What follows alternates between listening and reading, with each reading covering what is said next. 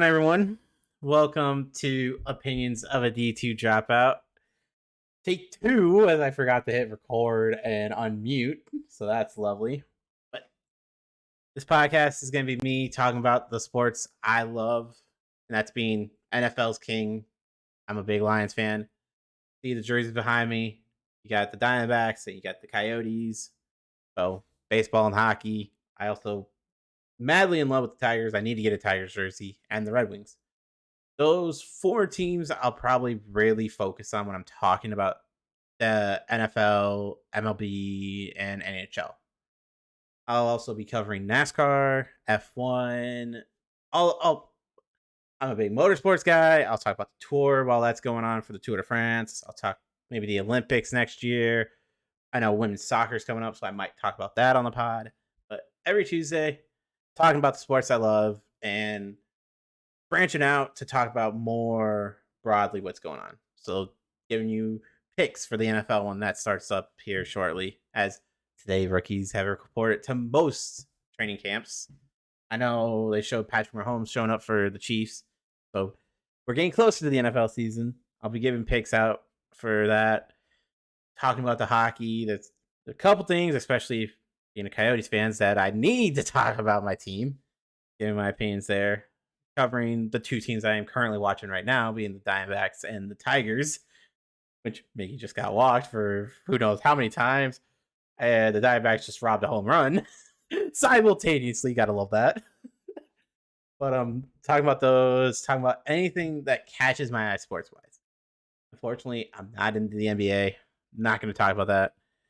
NHL, I'll probably talk about. The NCAA, I'll probably talk about, and I'll be covered more as we get closer to March Madness, which I think will be good. But yeah, sports is my life. I pretty much am getting notified every day of something going on sports wise. I talk to my stepdad of sports, and I probably talk his ear off. Maybe this would be better to make my mom happy that I'm not talking my stepdad's ear off. So I think we should talk about the king of sports, and that is the NFL. Oh, my cat, I'm going to ignore it.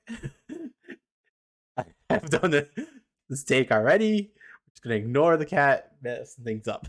It's called doing it live. But yeah, the NFL, as I said, rookies are reporting. We are, a month and a half away from the first official game being my Detroit Lions up against the Kansas City Chiefs. So be a true test for my team if we're actually as good as everyone's hyping us up to be. And my hopes, my hope is we can make it a deep playoff run. Finally win a playoff game. I have not seen that in my life. I'm 28 years old. I'm not old enough to know the last time the Lions won a playoff game. I'm hoping they can win a playoff game. But like news wise, not much going on. I know running backs, Tony Pollard, Barkley, those guys who are looking for a big contract, they didn't get it yesterday. So the running backs are in a group chat now. I think it's good that they're talking, but the NFL is more of a passing league now. I don't see what good this group chat that these running backs have will do. The league's just moving away. It's you have enough time on your rookie deal, and then from there, oh well, you're done. Like look at what the Vikings did, who week one are wearing their throwback jerseys. But Dalvin Cook, honestly, one of the best running backs in the league. The Vikings just got rid of him. Like he's one of the best in the league, and yet, yeah, well, we're good. We don't need you. Honestly, helps my Lions, so I'm not going to complain. But you just look at it and go, running backs, they have 3, maybe 4 good years. The great ones like Derrick Henry, you can stay around, but teams aren't going to pay you. It's just the life of a running back. On the other jersey news, the Lions, I love their helmets. Well, we got another team this year that's going to wear alternate helmets. And this one's kind of out of left field, I guess. And that being the Cleveland Browns announced today that they're going to wear a white alternate helmet. The helmet's going to be all white with a brown and orange stripe going down the center of it. It'll look nice with their all whites. Like the photos that the Browns posted look good. But as a Lions fan, our current jerseys look good in photos. Yeah, we're getting better. I'm looking forward to the next year when we get new jerseys. I am really looking forward to next year. Give me the new jerseys. I hate the chrome. The all blues are amazing. I love the Lions all white. But okay, going away from the Lions back to the Browns. They'll wear these all white jerseys. They'll debut at week 2 on Monday Night Football against the Steelers. They'll wear it at home week 6 against the 49ers, and then week 17 against Aaron Rodgers and the Jets on Thursday Night Football. So we'll see the Cleveland Browns as an all-white team. Kind of odd to think of since your name is the Browns. Just saying, that's a little odd. But, oh well. And the only other thing I could think of for the NFL is that Hard Knocks, the HBO series, is apparently not getting all access from the Jets. The Jets are limiting them, so players getting released, Hard Knocks isn't allowed there. Then why are we having the Jets on Hard Knocks? Is it just because Aaron Rodgers? My Lions were on the preseason last year, and it wasn't until the last episode of the series that I saw Jared Goff or even Ben Johnson. We didn't see him until the last episode. So what? I'm supposed to sit here and go, oh, where's Aaron Rodgers? Wait, I can't know who's being cut? Okay, so what's the point of this? Damn, 29 Tigers Royals games have been decided by 2 runs. Most since 2021. Only two series are better, and that's Mariners Rangers at 30 and Yankees Rays at 30. It's a lot of games that are decided by a small margin. Okay, sidetracking off of baseball. Because that I'll talk about more since that's in season right now. As the Diamondbacks just hit a home run. Chris Walker, can you not sidetrack me, please? But yeah, so I feel like I covered the NFL. NFL will probably have a majority of this pod being as it is king. But let's go to another sport that's out of season and honestly won't be in season for 2.5 months. And that's the NHL. I'm not going to talk about the Yotes and their stadium situation because no news had broke since then. But the Yotes are in the news, or were in the news, for releasing Alex Galchenyuk. Yeah, this was a little sketchy. Let's just say that. He got arrested for hit and run on private property, assault. What was it? Sorry, hit and run, threatening a police officer. Like, he apparently told the officer, one phone call and you're dead. Your whole family, your bloodline's dead. Saying he had ties to people in Moscow. Like, Galchenyuk needed some help. Well, today he has entered the NHL assistance program and has apologized to the police. But so he reached out to the 4 police officers via letters through the prosecutor. He entered the players' assistant program, which the Wings last year dealt with this, being Jacob Verana, who we later waived and is now playing for St. Louis, I believe. I believe I have the right guy. So many NHL players start with V. But yeah, he pretty much said they did not deserve that outburst. Sorry for any pain. Pretty much simple PR work. In all honesty, he was a decent player when he played in Montreal. The problem for Galchenyuk is this was his fifth team in 7 years. Third time about to head back to Arizona. Like, I think your career in the NHL is all but done. He had 6 years with the Canes to start his career.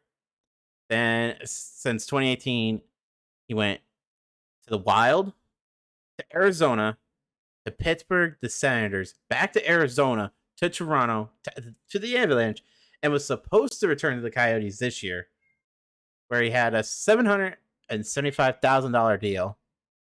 But that's down the toilet because the Coyotes terminated his contract.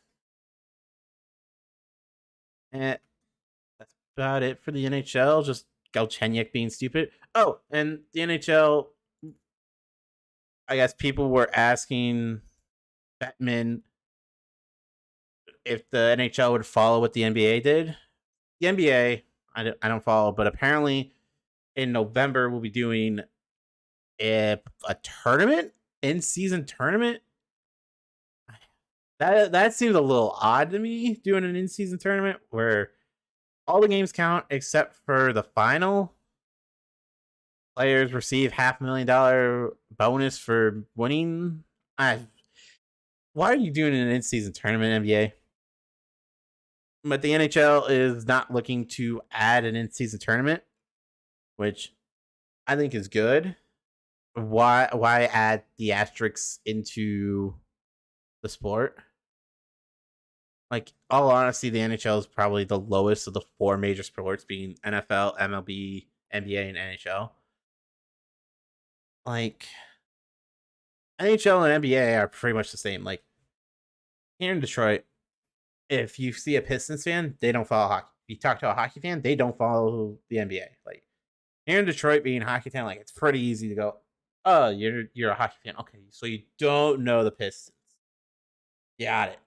Oh, you know the Pistons, so you don't know the Red Wings. Got it.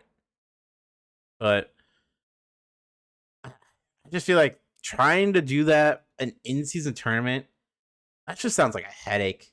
Like, yeah, you get the players to play hard, which honestly I might pay attention to when the NBA does that, just to see how it goes.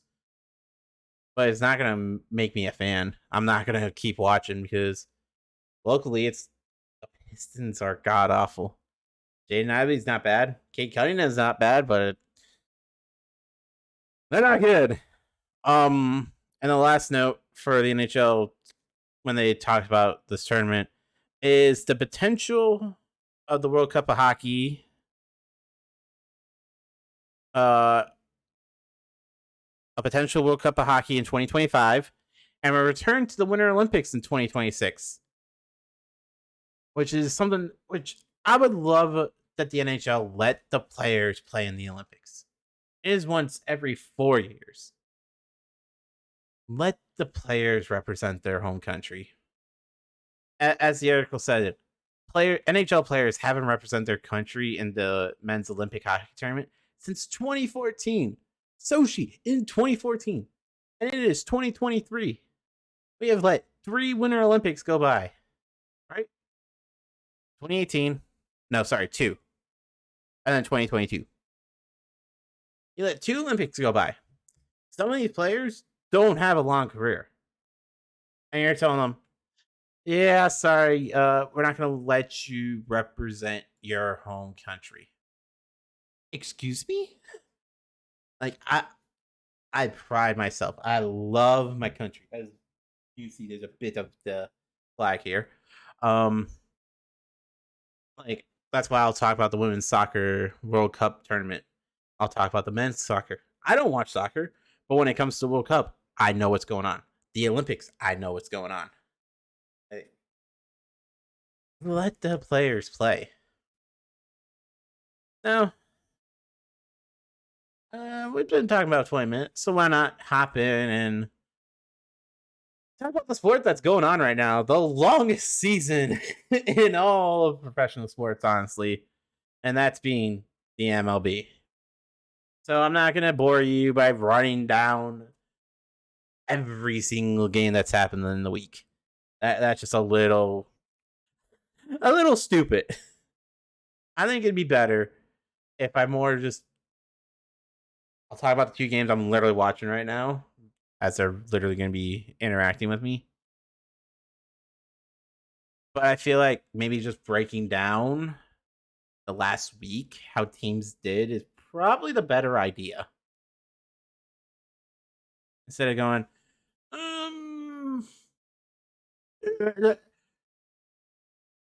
let's talk about something like talk about a game that happened a couple days ago. No thanks. But luckily for me, last week was the All-Star break, so teams haven't really played a lot since the first game back from the All-Star break was Friday. The Diamondbacks, they have not had a good return from the All-Star break. I'm trying to do the math to make sure I'm right there. Yeah, the Diamondbacks are 0-3 to return. I wish maybe there's a faster way. Let me see if I can finish that.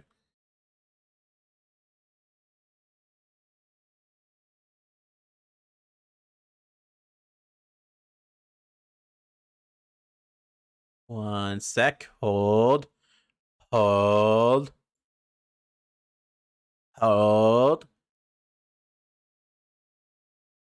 And there is not. Oh well, so I'll just keep scrolling through.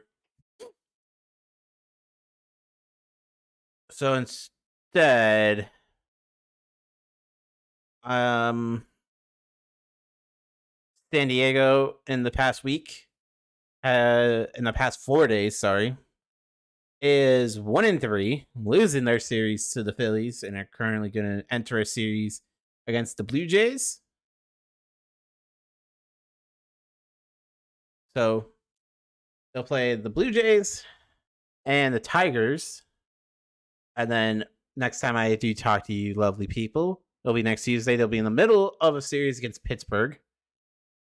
So seeing the Tigers and the San Diego Padres be at the Tigers on Friday. It'll be on Apple TV. And Sunday will be the super early, stupid Peacock game. Gotta love that. Diamondbacks have started the second half 0-3, playing the Atlanta Braves currently, leading that game 8-6. They'll then go to Cincinnati and be in the middle of a game, meeting good old Paul Goldschmidt and the St. Louis Cardinals. No nationally televised games for them, so that's a bummer. Let's head down the list, and the next will be the Atlanta Braves, who are 1-2 since returning from the All-Star break, currently losing to the Diamondbacks. They'll finish up the series on Thursday, then head to Milwaukee, where they have Monday off, and Tuesday will start a 2-game series against Boston. So, Atlanta, if you're a fan of the Braves, second half of the season's not starting out great for you guys.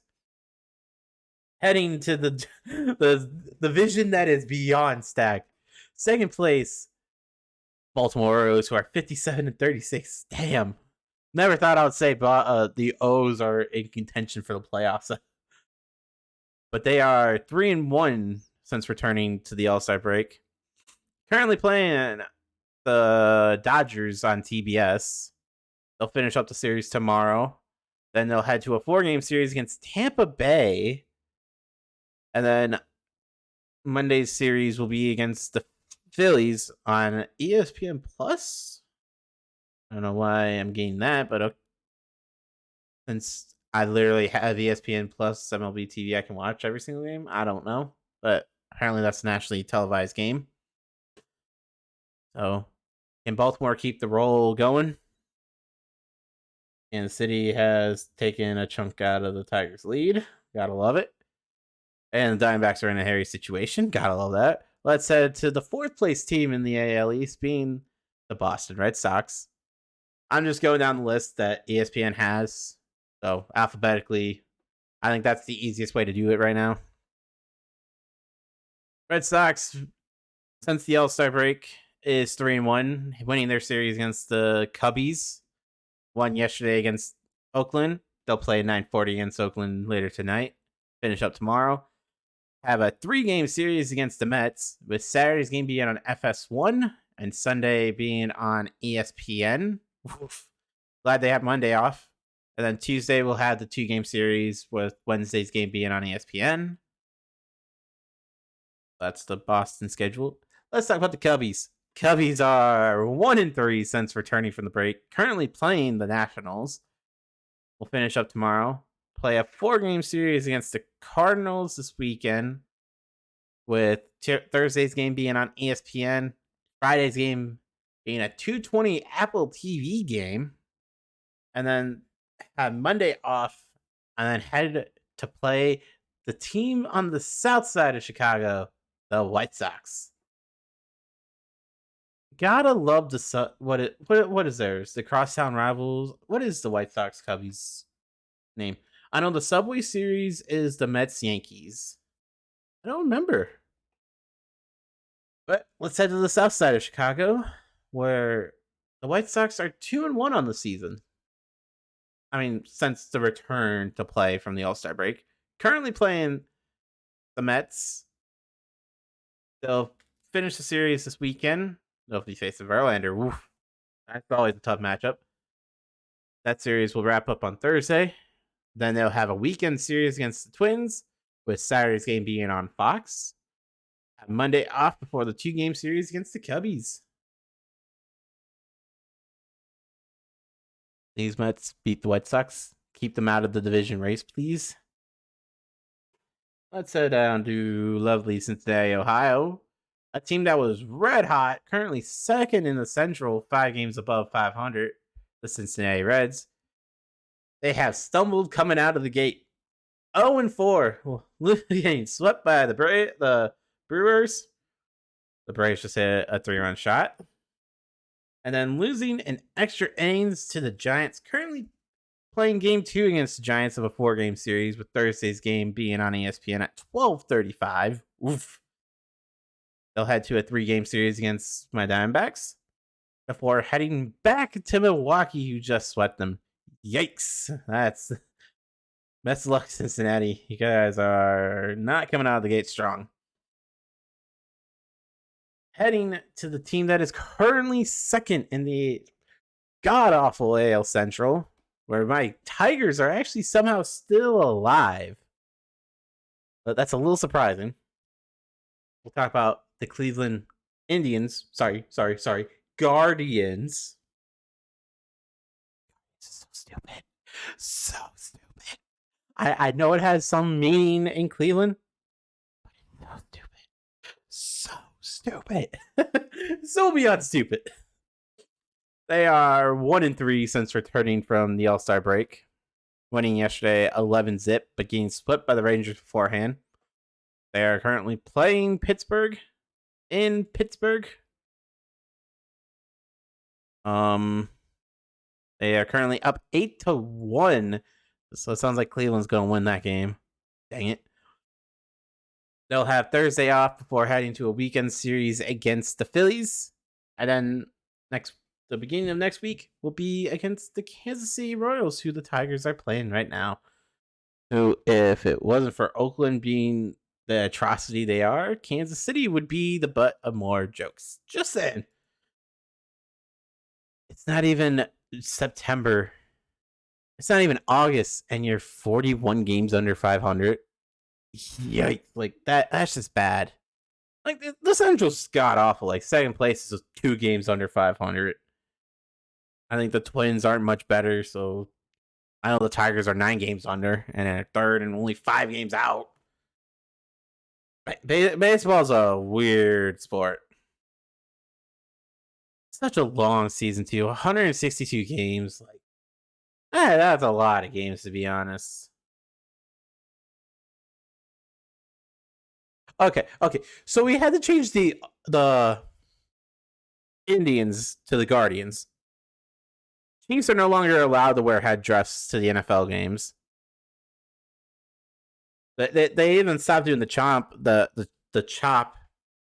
at the NFL game. But yeah, I just saw the Braves as the pitch change was going on, and they were doing the chop. Explain that one to me. We're trying to be politically correct, and yet have a team called the Braves who literally have a tomahawk design as had the Native American first people would use. How many times are we going to change what we call them? Indians to Native Americans to now the first people, I believe, is what is politically makes no sense. It makes zero sense. Just saying. But yeah, the Braves who literally still act like the first people. I was about to say Native Americans again. Literally act like it. They can keep their stuff and no one will bat an eye. Just saying. Okay, back to this. We'll talk about a team that is 22 games under 500, being the Colorado Rockies, last place in the NL West. Come out of the gate hot, winning their series against the Yankees. They're 2-1. Currently playing a 2-game series against the Astros. Ooh, Hunter Brown. I like to say I did go to school with Hunter Brown's sister, Maddie. That Madison. That was. So I someone say I know an MLB player. Rockies will play a 2-game series against the Astros. So tomorrow's the last game. They'll have Thursday off before a weekend series against the Miami Marlins before heading to Washington. Ooh, interesting. I'll skip the Tigers. We'll talk about. We'll probably do a lot because listening to the tape, it's a lot I want to talk about. And speaking about the douche I want to talk about, he's coming to the bat. So I got a lot to say about him. A lot to say about Baez. Let me get back on talking about this. The other teams, who I just talked about, the Astros. They are 2-1, losing in 10 innings to the Angels and a 13-12 slug match on Saturday. Yikes! Big games like that I'll talk about.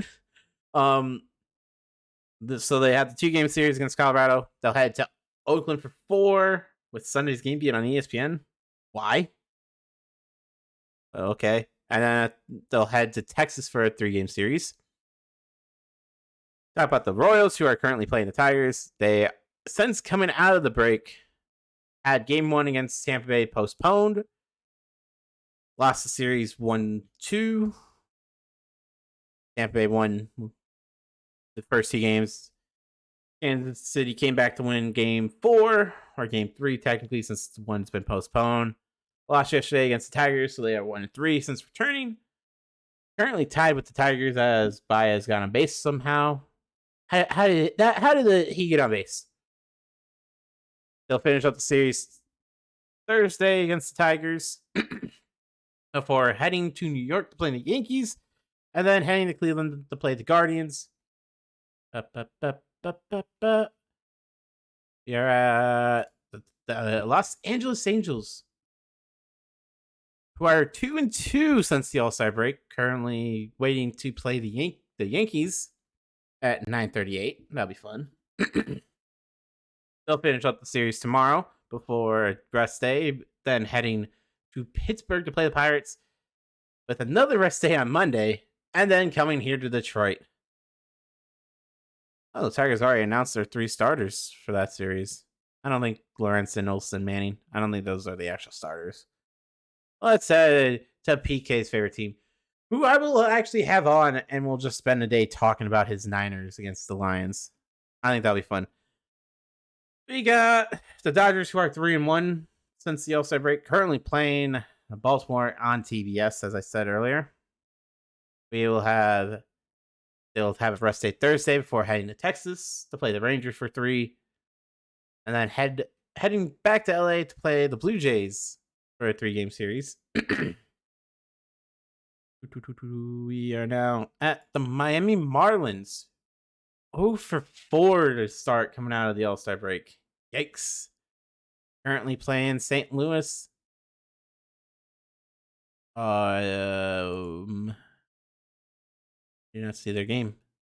The Marlins are currently up 1-0 against St. Louis. Don't want to start 0-5 on start the second half of the season. That's not good. They'll then have a rest day on Thursday before playing Colorado at home and then traveling a couple miles to go to play Tampa. So Miami probably needs to use the break even more to woosah and focus up. Head to the Cheeseheads. Milwaukee is 3-0 since starting. Currently losing to the Phillies, game 1. We'll finish up the series in the coming days, then head to Atlanta on ESPN and Fox, as I said earlier. Then they'll go play the Reds. Yikes. The Twins, leaders of the AL Central. You want to talk about how bad the Central is? 48-47. Haas, why are you swinging at garbage, man? I want to get an Aaron Haas jersey. I like him. Man, his bias rubbed off on him. That's a rant. The Tigers will have me ranting a lot here shortly. That hit the catcher and Haas somewhere. Oh, looks like Haas is good. The Twins, since the All-Star break, is 3-1, losing last night. Ooh. Bounced off Haas's face. I thought I hit the catcher by the looks, but nope, that was Haas swung and took it right here on the inside cheek. Ooh. That'll wake you up. Well, yeah, 9:40. Twins will play Seattle.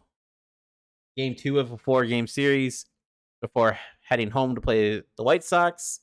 And then they'll start a series against Seattle again. Why does the MLB do that? Why not just make it a home and home? Instead of play 4 games, you play 3 games against another team, and then you play 3 games against the team you literally just played. That makes no sense. But hey, Seattle, could you be nice and help the Tigers, please? Thank you. The Mets, who are currently playing the White Sox, are 1-2 since the All-Star break. They'll go after playing the White Sox in a 3-game series that started today. We'll go to Boston. Then they'll play the Yankees. Speaking of the Yankees are 1-3 since the start. They'll start game 2 later tonight. Have a rest day Thursday before heading home to play KC. And then the Subway Series against the Mets. Start next Tuesday. Might actually talk about that one. Heading to the god-awful Oakland Athletics with an abysmal 25-71 record. If you can't tell me a team is tanking, there you go. Like, that is abysmal. Okay, well, I had a chance since Diamondbacks are now showing this. So, Bally's went bankrupt. Actually, I'll just pause this. Can I pause this? Yes, it'll say. Okay, we'll talk about that since we're almost done with games and upcoming schedule. But Oakland, since the break, is 0-4. Play Boston later tonight in a 2-game series. 4 against the Astros. And then they'll start a series against the Giants on Tuesday. Phillies are 3-1 since the All-Star break, winning 3 of the 4 games against San Diego. Currently playing and are up against Milwaukee. That'll be a 3-game series before heading to Cleveland on Friday to play the Indians. I will call them the Indians. I do not care. I'll be a boomer. They are the Indians in my eyes. Before heading on Monday to play Baltimore for a 3-game series. That might actually be good if the Phillies can right the ship. Heading to the other Pennsylvania team, and that is Pittsburgh. The Pirates are 0-4 coming out of the break, losing more ground in the NL Central. They look so good earlier in the season, and man, have they just fallen. They are currently playing the Guardians. As I said, they are losing 8-1 as that enters the bottom of the eighth. Thank you, Pirates, for not helping the Tigers. The Pirates will have an off day on Thursday before heading to LA to play the Angels for a 3-game series, and then heading about 100 miles south or so to go play the Padres on Monday. Speaking of the Padres, actually, I did them already. We'll head to the other California team that doesn't start with an L, San Francisco, who are 4-0 from the start. Currently playing the Reds. We'll have a 3-game series concluding on Thursday before heading to Washington to play 3. And then Monday, they have a makeup game from all the way back in May when they played the Tigers. That'll be a very interesting game. Currently, the Tigers' listed starter for that game is Rodriguez. Ooh, Erod's pitching. Let's head to the Pacific Northwest and the team that is. Please help the Tigers playing the Twins. Seattle, who is 2-2, having lost the series against the Tigers. We'll play game 2 of 4 against Minnesota later tonight before inviting the Blue Jays at home and then heading to play the Twins for a 3-game series. Makes no sense. Looks like the Royals will score home the runner at third. Let's hit to the Gateway City, St. Louis. The Cardinals are 3-1 to start the second half. Currently playing Miami. That series will wrap up on Wednesday before a 4-game series against the Cubbies. And then after the Cubbies, St. Louis will then travel to the desert to play the Diamondbacks. Tampa had game 1 rained out, are currently 2-2, playing game 2 of a 3-game series against Texas. We'll then head to Baltimore before starting a series on Tuesday against the Marlins. I'll figure out how to do this better. I feel like I'm just rambling about scores. MLB is tough being 162 games.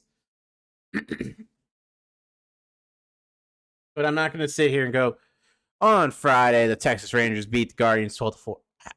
That'll be even more boring. That's just more stupidity. Did Rogers just throw a batter out? What happened here? Oh, nice. Royals had second and third, and the third base runner decided to challenge Jake Rogers' arm and was leading a little bit too much off a third, and Rogers throws him out for the first out of the bottom of the fourth. Yeah, gotta have that head on the swivel. Rogers has a cannon.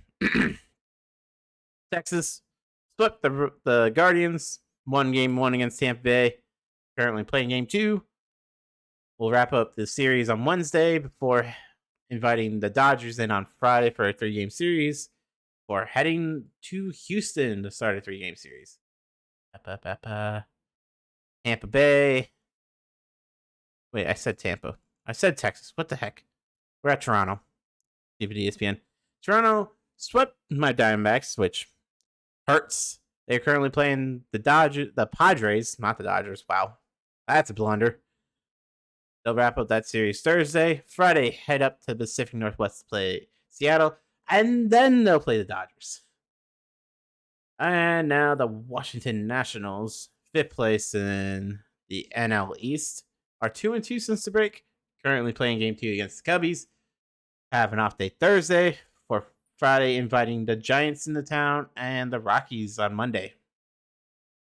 Okay, let's talk about the team that I need to ramble about.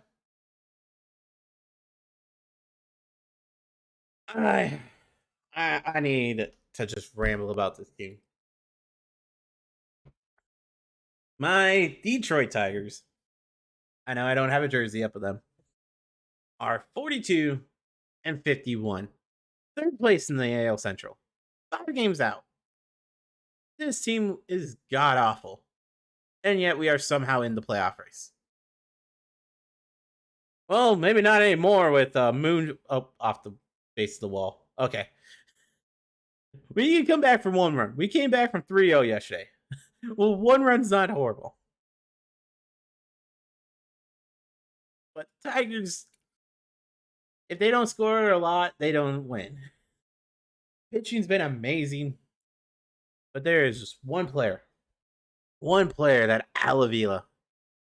Man, I hated when the Tigers first signed him as GM. So glad last year when he got rid of him.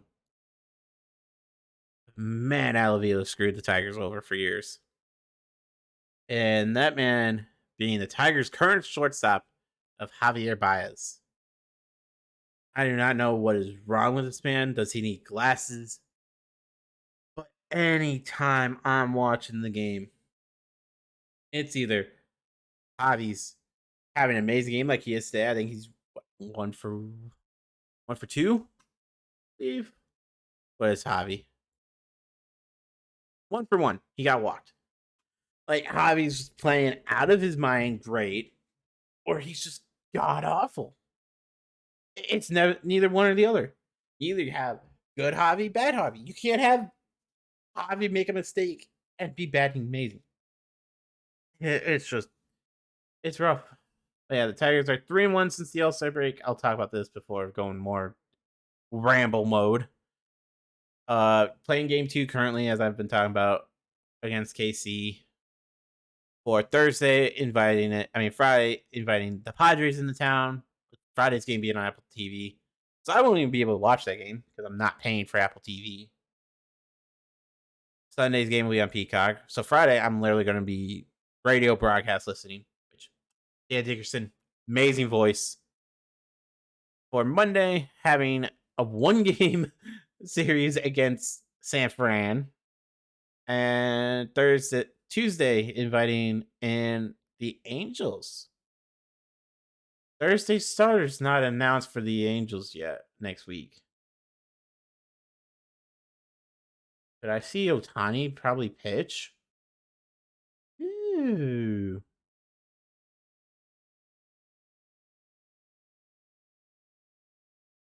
Wouldn't mind that at all. But yeah, let me go back on. Oh, yeah, it's now 5-2 Royals. Lovely. I'm done watching that. Javi could have made that play. El Mago, my butt.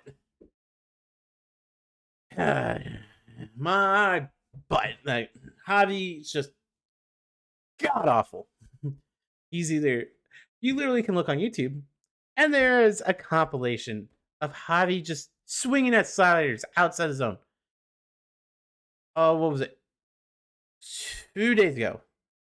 The game that the Tigers lost against Seattle. Yeah, 2-0. Runner on. Verlander was on first. Bottom of the ninth, 2 outs. You literally physically see the Seattle catcher take a step into the left-handed batter's box and set up, down, and away. What does Javi do for three straight pitches? Swing at sliders down and away. All 3 out of the zone. He at that point was more swinging for the fences than actually looking at the baseball. There's literally a still photo. You see him pulling his head as he's swinging. Like he's a full swing. Already looking at. No, swinging. Your eyes are on the ball.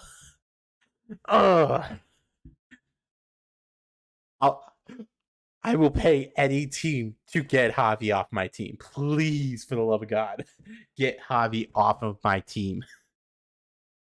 Like, Tigers have amazing young arms. Reese Olson look amazing. Maine, since coming back from injury, is amazing. Scooble's a little iffy coming back from injury. Tigers next year hopefully will have Casey Mize back. I don't think Erod will return. Has a player option. I don't see him returning next year. Lorenzen's on a 1-year deal. Don't see him. Sucks for Matthew Boyd having to get Tommy John.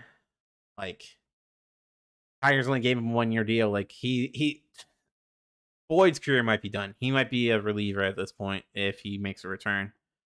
But talking about the Tigers starters, Olson, Scooble, Manning, Mize, we only need one veteran starter.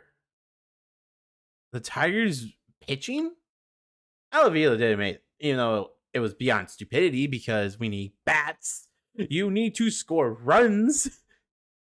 Doesn't help when, like today, Skubals allowed now 6 runs. But the bats are dead. Like, we have a corpse of Miggy. I love Miggy. Don't get me wrong. Miggy's an amazing player, Hall of Famer, a living legend. Thank you, Marlins, for that trade. That's the one thing Alavila did good. And that wasn't even Alavila. That was Dave Dombrowski making that trade to get Miggy here. But Miggy's a Hall of Famer. This is farewell season. I can put up with the corpse of Miggy. But Baez, God. Like, you're bad. You're an everyday player, and you're batting at 222. Hold on, 222. He's batting this season. Has played 88 of the Tigers' 93 games. So you've only missed 3 games. You've had 346 at bats, 6 home runs.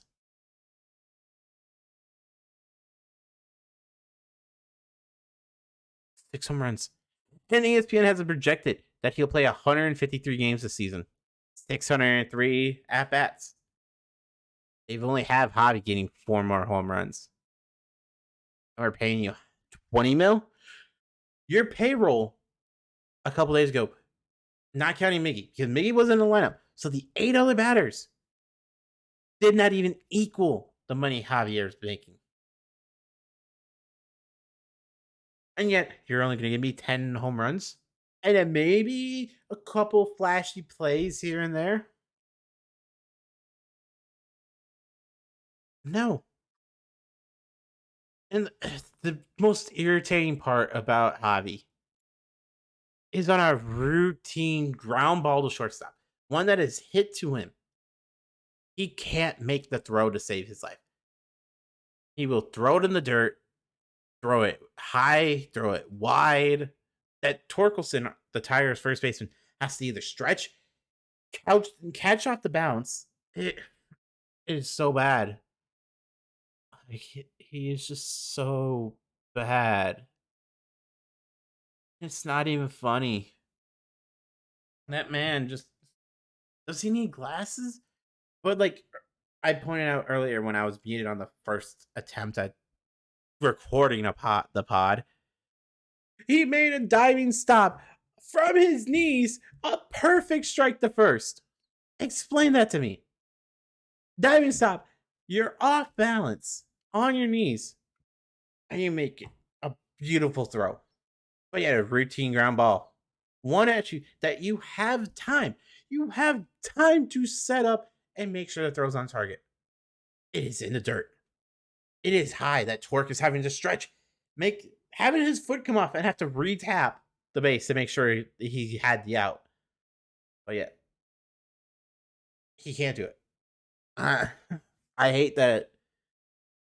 I love that he has a player option this year, but any smart Tiger fan will tell you he's not going to leave 20 mil on the table because no team's going to sign him for 20 mil a year. It hurts. It hurts knowing I'm stuck with a god awful player.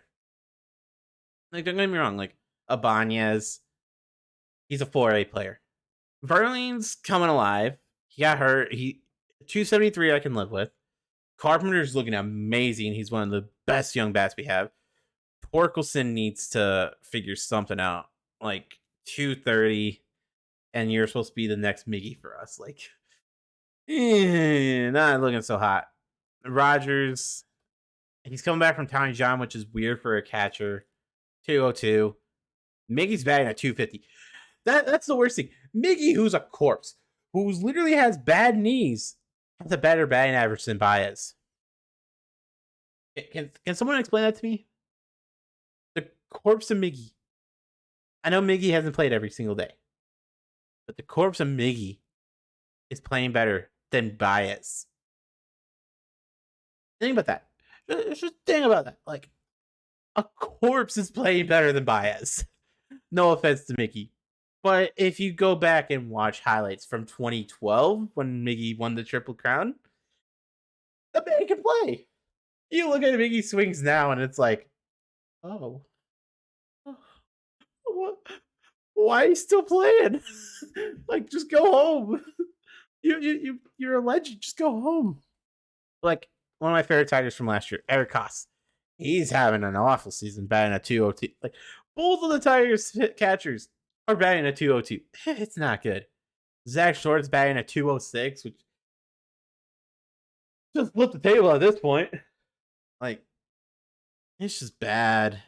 And then the Tigers call up Maton, who don't get me started on Maton's batting average. Hold on. Okay, can I see yesterday's game? Because Maton just god awful. Maton, who should have stayed in Toledo. I get he was batting at 287 and hitting home runs. The Tigers recalled third baseman. Batting a 156. How are you in the majors?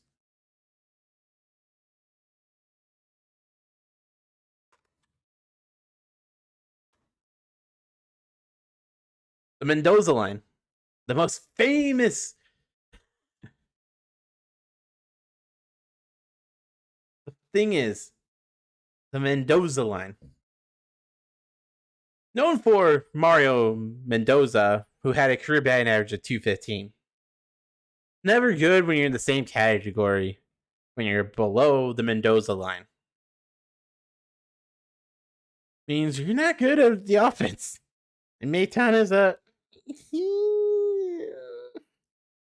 not great. But yeah, Mendoza failed to reach 200 batting average 5 times in his 9 seasons as a big leaguer. It's not good. But yeah, the Mendoza line is a 200. And he's batting a 156. How are you a big leaguer? How are you a big leaguer playing at that point? What? I think he's played 50 games or so. Like, how are you a big leaguer batting that low? You are below the Mendoza line. You need to fix something in your game. That's not good. Okay, enough of me ranting about the Tigers, and Scott Harris has a lot of work. His first year, I'm not hard on him. I'm hard on the players who should really be playing like their jobs depend on it, because it does. And more upset with Chris Ilitch keeping Alavila. Alavila was he's like Martin Mayhew for the Lions. Never should have happened. And the minute it happened, they should have realized, oh wait, we fucked up. Just saying. Just saying. Just god awful move. But enough about the Tigers. There is one more MLB story before I go off and talk about this upcoming NASCAR race. Talk about that. Talk about the F1 race in Hungary. Hopefully talk about the tour. And then probably wrap up. But yeah. So, Bally Sports, if you're in any regional sports area, you guys probably have heard of Fox Sports Net. FSD is what we use Fox Sports Detroit, as I know when it was Detroit. But they got bought out by Starcom or whatever, who then changed it to Bally Sports. Bally Sports, I've hated since the name switch. Their graphics suck, having the bar on the lower end for a hockey game. But today, Bally's have lost the right to the Diamondbacks, my team. Well, the Diamondbacks broadcast honestly looks a lot cleaner now, having the infographic, cast whatever infographic in the top corner. They have it literally right here in the broadcast where my wife's poster is. They literally have it right here instead of right here. If you're watching the video, having it in the lower third, they have it in the upper right hand corner. So it looks a lot better. You don't just have a giant bar on the bottom of the screen anymore. Well, the Diamondbacks posted some stats about this since today's the first game that it's not Bally's. The games will now be accessible in approximately 5.6 million homes in the desert. Previously, it was available in 930,000. You just gained 5 million people, roughly 5 million people can now watch the Diamondbacks. And they listed a 506% increase. Like, also, since the MLB now owns it, you can now watch games with the Diamondback single team package subscription in market. No local blackout anymore. I think that's a good move. I hate local blackout. I hate that in a couple days, my mom, she cut the cable, so I no longer have access to the cable stuff. So gotta figure out legally how to watch my teams. But yeah, just knowing that, hey, ESPN Plus / MLB TV, which I have, I can watch the game. Oh wait, it's in market, so I can't because Bally's apparently still owns it. But hopefully Bally's loses the rights by the NHL season, because I cannot stand a lower third watching hockey. It doesn't work. That lower third blocks the bottom half of the rink. But Bally's doesn't care. And it's annoying. Let me watch my team. Let me watch my game in peace. Oh, okay. Enough ranting about baseball and stupid regional sports networks. Let's talk about my one true passion. And that is NASCAR. If you've hopped on the YouTube for Brentar and you've looked, I've done race reviews so far this year. Well, there's one race. I haven't done a race review for New Hampshire because I haven't watched it. I've only seen clips and highlights. So I'm not really going to break that down here.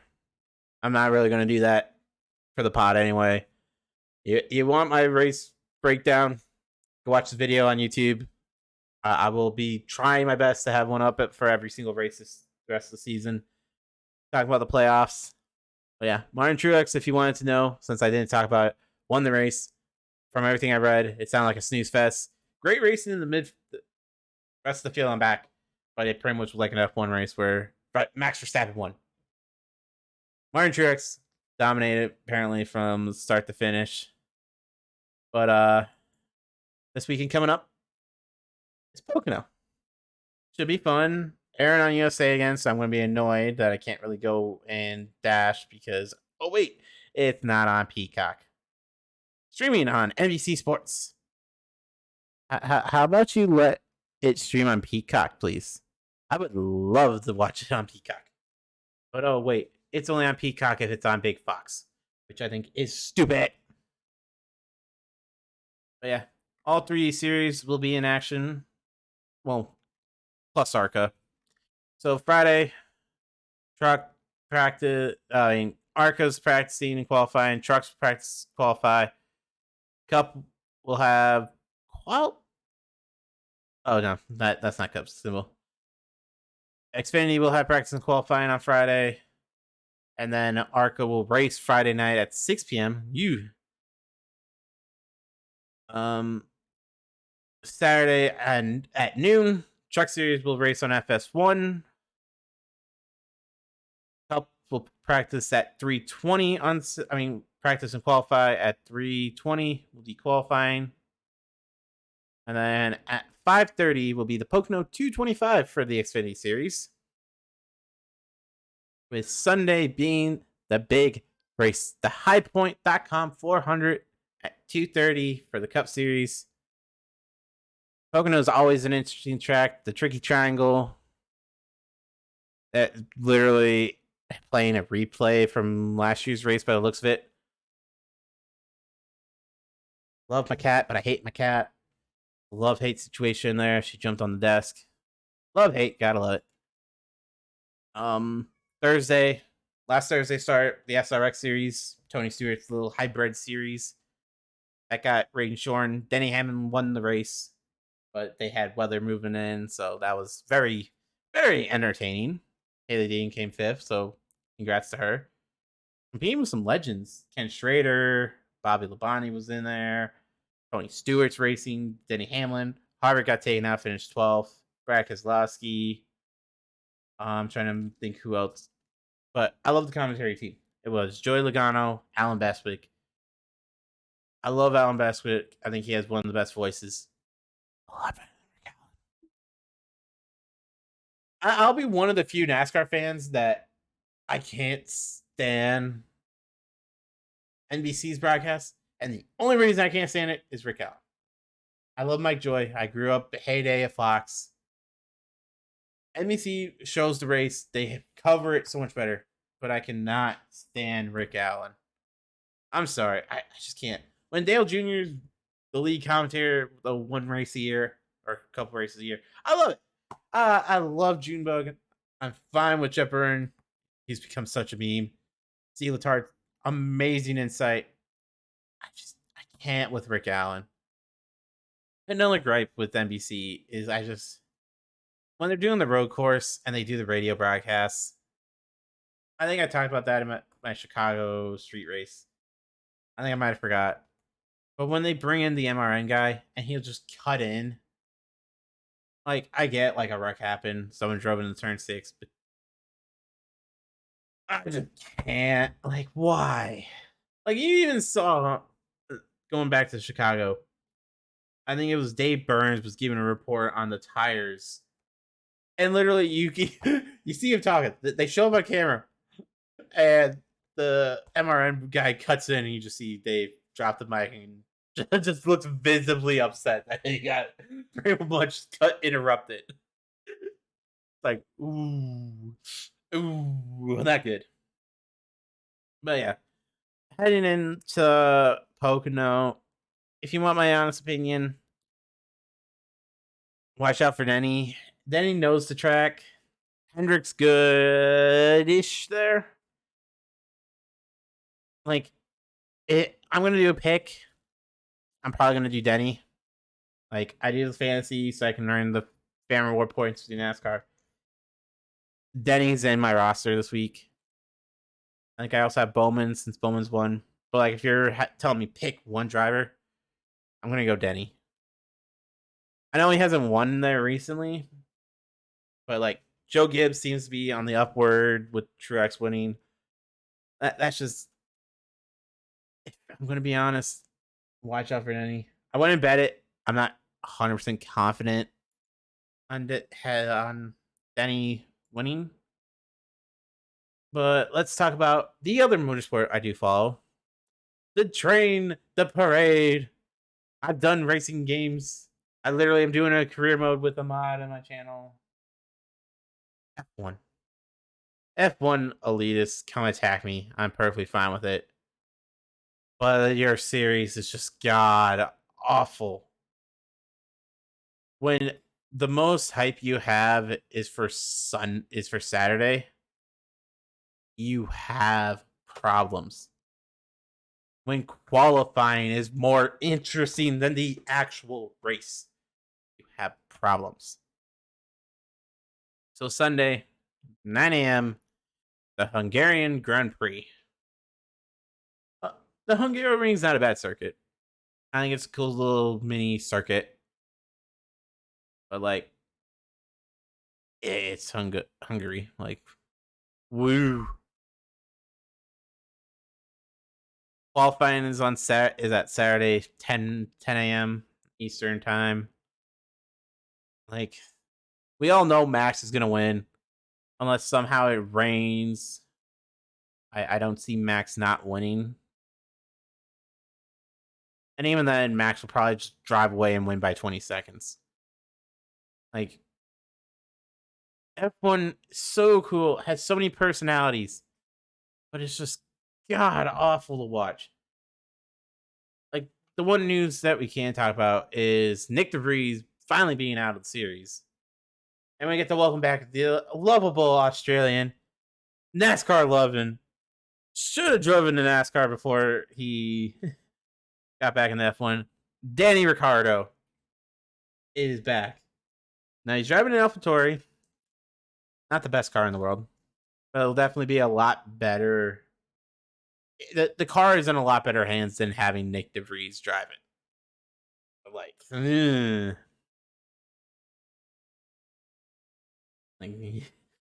Nick DeVries had a rough season. Last thing I want to talk about this pod is something I've been watching recently. That'll probably be done. Yeah, it'll be over. Is right now over in France. There's this thing called the Tour de France. Well, that it always starts middle of January. I mean, July 1st to the 23rd is the race this year. So far, the two heavyweights of the tour are in charge. Jonas Vingegaard against Tadej Pogačar. Those two are slugging it out. Earlier today was stage 16, a time trial, so I'm probably not going to watch it. But I've watched it every other stage. Saw a big crash a couple days ago, which took out a lot. For a reason why I'm watching is I always look for the Americans. And we actually had an American in the polka dots. Well, so you know, the polka dots is the jersey that they wear, and was held by Nielsen Palace for EF Education Easy Point. Well, so y'all know. Let me enlighten a lot of you because I bet a majority don't actually watch or know about the Tour de France. So you have teams of 8 riders. 22 teams, so the field's 172, I believe. Well, you're racing for 21 days, like around France, and these races are not for the faint of heart. I think the shortest stage they had this year was 90 miles.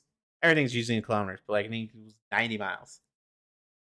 So everyone's competing for the yellow jersey, which is the individual classification. Yellow jersey is the winner of the tour at the end. Means you're the leader, you're the best. They have the sprinter's jersey, which is green, the best young rider. So that's for anyone under 25 in the tour. And then they get the white. And then the polka dots, which means king of the mountain. You're the best climber on the field.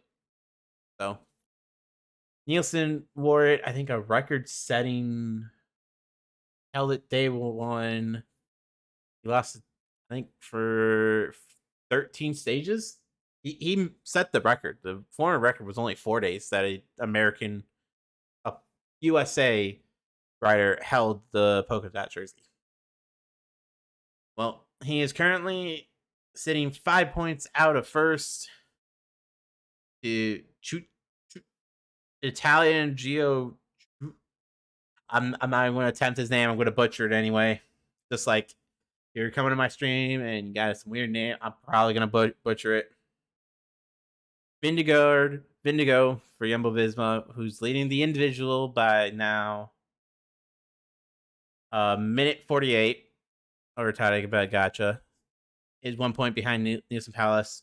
Most years, the winner of the yellow jersey is going to be the winner of the climb. The king of the mountain, because a lot of stages end with a mountain climb. How would you guys love to do 12% gradient and still go roughly 20 miles an hour? Like, I just think that's crazy that they can go push so hard. Youngest rider is Pogačar. Honestly, he's probably going to win it. He has a 7-minute advantage to the Rodriguez. So I don't see him losing that. Nielsen has a chance, but he's got to get in a breakaway. And the last day he wore polka dots, he even said his legs are pretty like they're tired. He's been trying his best to get in the breakaways. So best luck to him. The green jersey's all but secured for Galpos for Philipsen, with 323 points. So he's all but won the sprinters. But yeah, that's about the tour. I'll definitely probably do more of a debrief next Tuesday since the tour will be over by then. I'll gather any articles to talk about next week. Definitely, probably hear me rant more about the Tigers. I'll talk about the more NASCAR, any news that happened in NFL with players reporting for training camp, any NHL news we'll talk about. But that's gonna be a wrap for today. Thank you for listening to the pod. Follow on YouTube and Twitch and all the other jazz. I'll catch you on the next pod. See ya. Peace.